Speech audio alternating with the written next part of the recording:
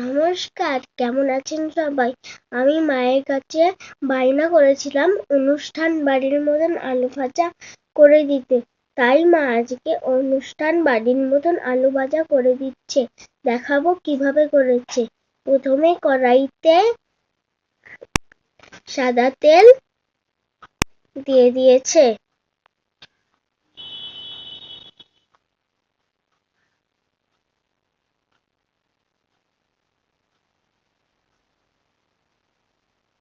মা এবার এতে চীনাবাদাম গুলো সব দিয়ে দিয়েছে।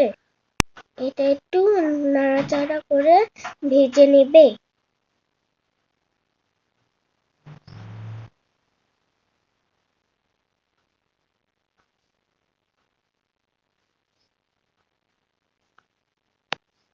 এবার এগুলোকে নাড়াচাড়া করে নিচ্ছে। এবার এটার মধ্যে কারি পাতা আর শুকনো লঙ্কা দিয়ে দিয়েছে। একটু লাল লাল করে ভেজে নেবে।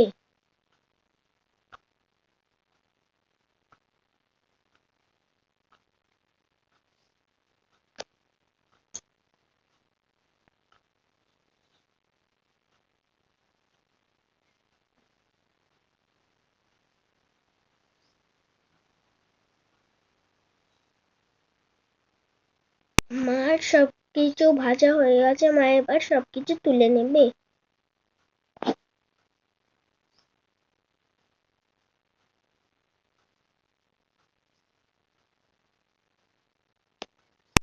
মা এবার আগে থেকে আলুগুলোকে ভালো করে কুচিয়ে 7-8 বার ধুয়ে নিয়েছিল। মা এবার এটাকে সাদা তেলে ভেজে নিচ্ছে। এতে কিন্তু কোনো নুন দেবে না, তাহলে ভালো ভাজা হবে না।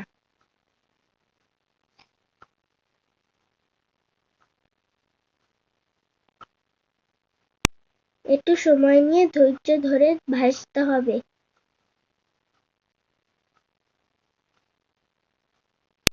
ভাজা হয়ে গেছে। মা এবার এইগুলোকে তেল ঝরিয়ে তুলে নেবে।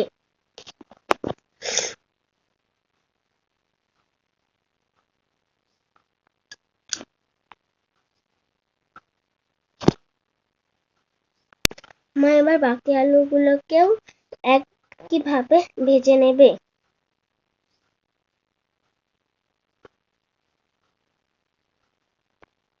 মা আগে থেকে যেই কারি পাতা, বাদাম আর শুকনো লঙ্কা ভাজলো ওইটাকে আলু ভাজার সঙ্গে মিশিয়ে দেবে। আর একটু বিট নুন মিশিয়ে দেবে। তাহলেই রেডি হয়ে যাবে অনুষ্ঠান বাড়ির মতন আলু ভাজা। মা এবার এইগুলোকে ভালো করে মেখে নিচ্ছে। তোমাদের যদি এই ভিডিওটা ভালো লাগে তাহলে এই ভিডিওটাই লাইক, সাবস্ক্রাইব করে দিও। আমার ভিডিওটা দেখার জন্য ধন্যবাদ।